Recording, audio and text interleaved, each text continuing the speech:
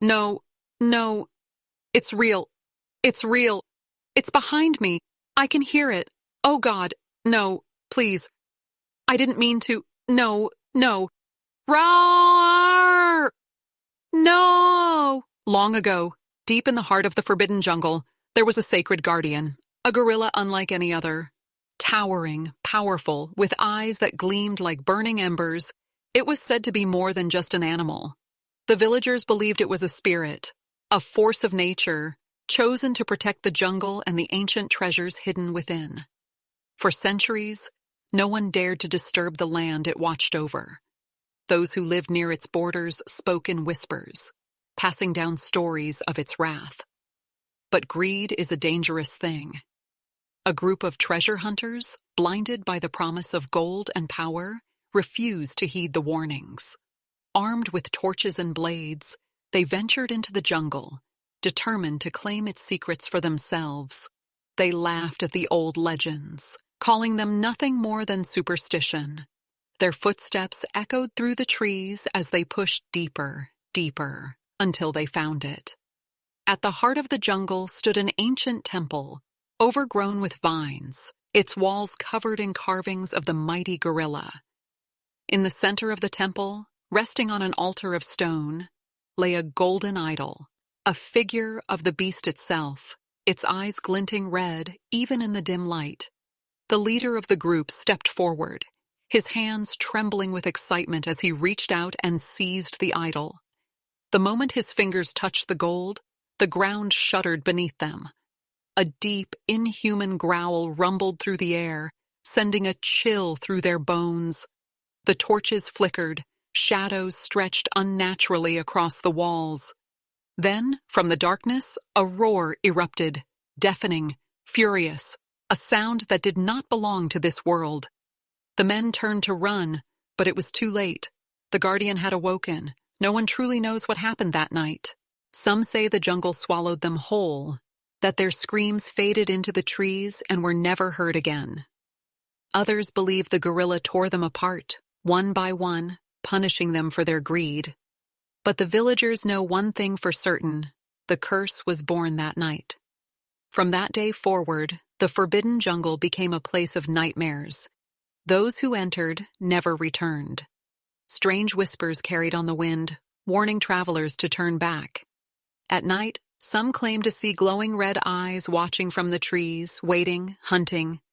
And if you were foolish enough to step into the jungle with greed in your heart, the curse would claim you too.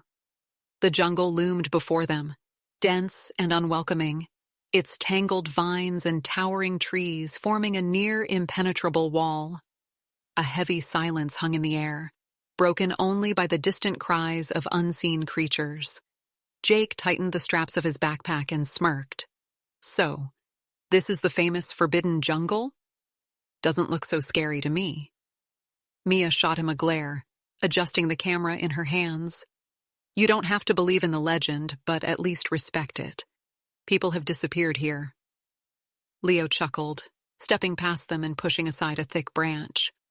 Come on, Mia. If no one comes back, who's telling these stories? He turned to Jake, grinning. Let's find that treasure. The three of them moved forward, their boots sinking into the damp earth. The deeper they ventured, the darker it became, as if the jungle itself was swallowing the light.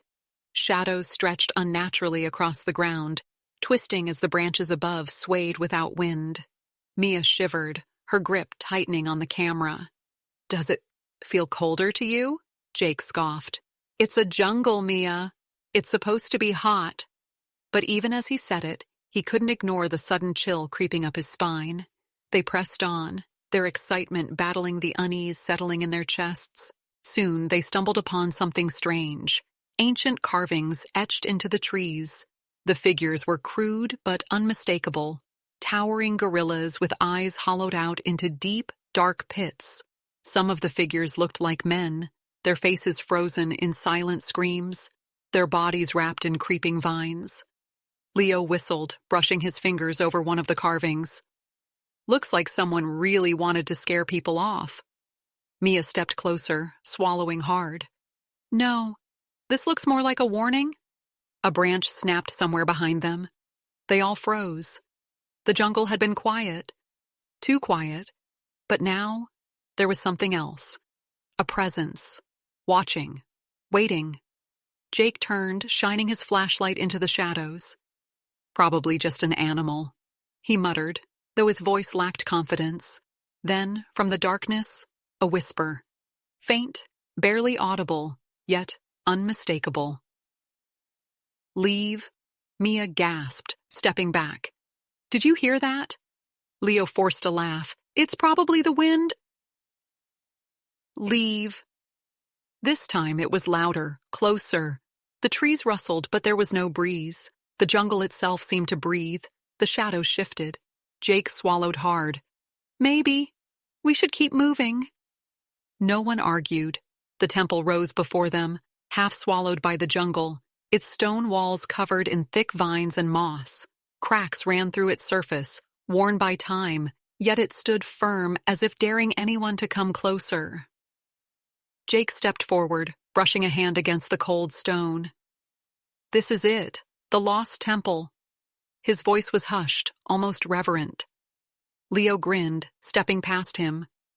And if the legend's true, the treasure should be inside. He turned to Mia, who hesitated at the entrance. You coming? Mia adjusted the camera in her shaking hands. I don't like this. It feels wrong. Jake smirked. Come on, Mia. We didn't come all this way to turn back now. Without waiting for a response, he pushed open the massive stone door.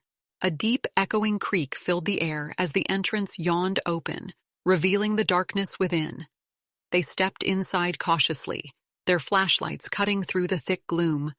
The air was stale, heavy with the scent of damp earth and something else, something old, something watching. Carvings lined the walls, depicting the same monstrous gorilla they had seen in the jungle. Its eyes seemed to follow them as they moved deeper inside. At the center of the chamber stood an altar. Resting atop it was a golden idol, small yet intricate, shaped like the very creature that haunted the walls. Its eyes gleamed red, reflecting their flashlight beams. Leo let out a low whistle. Jackpot. Mia shook her head. Don't touch it. Jake laughed, reaching for the idol. Relax, it's just a... The moment his fingers brushed the surface, a deep, guttural growl reverberated through the chamber. The walls trembled. Dust rained down from the ceiling. The torches along the walls, unlit for centuries, suddenly burst into flames, casting the room in flickering, eerie light. Mia gasped. Jake, put it back.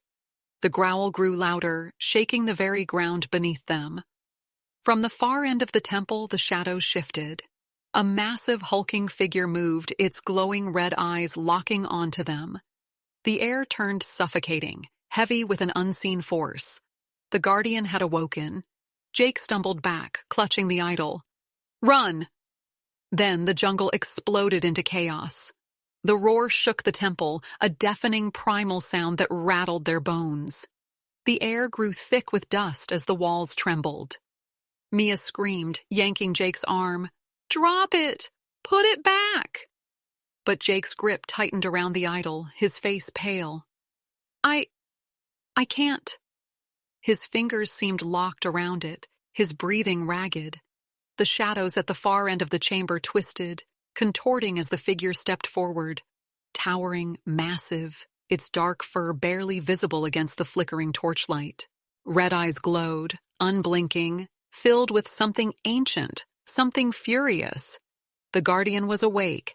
Leo staggered back. What the hell is that? The beast let out a deep, guttural snarl, its massive fists slamming against the ground. The entire temple shuddered, and cracks splintered across the stone. Then it moved, faster than anything that size should be able to. Mia grabbed Jake's wrist. Run! They bolted. The temple shook with every step the beast took behind them. The exit loomed ahead, but the ground split open beneath their feet, forcing them to leap over crumbling stone.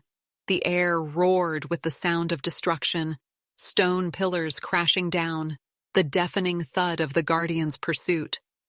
Jake stumbled, still clutching the idol, and Mia turned back, eyes wild with fear. "Drop it, Jake." "I can't," he choked, panic rising in his voice. The idol seemed fused to his hands, its golden surface burning against his skin.